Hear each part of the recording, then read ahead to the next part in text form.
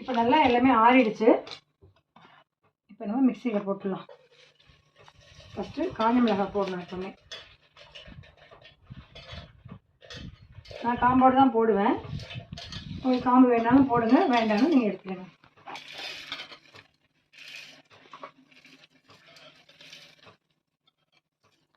First கொஞ்சம் போட்டு நான் ப்ரெஸ் பண்ணிவிட்டு அடுத்த மீதியை போட்டுக்கலாம்.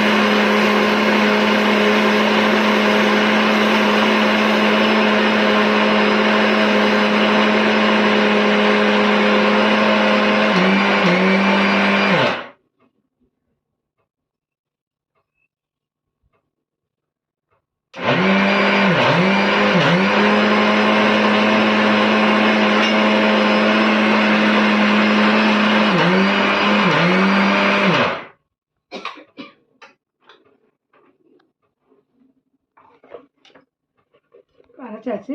இனிமேல் உடனே திறக்கக்கூடாது. உடனே திறந்தோன்னா உங்களுக்கு அந்த ஸ்மெல்லு இருக்கும், நெடி வரும். அது மாதிரி கருவேப்பிலை காமிச்சேன் இல்லையா உங்களுக்கு, இந்த மாதிரி கருவேப்பிலையை எப்பவும் வீணாக்காதீங்க.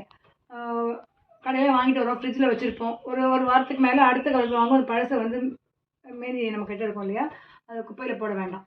எடுத்து ஒரு நார்மலாக ஒரு பிளாஸ்டிக் பவுலில் ஒரு துணி போட்டு மூடிட்டு போட்டு வச்சுருங்க. அது வாட்டு காஞ்சிட்டே இருக்கும். இல்லை ஒரு முடிஞ்சவங்க வெயிலில் போட்டு எடுத்து வச்சுக்கோங்க.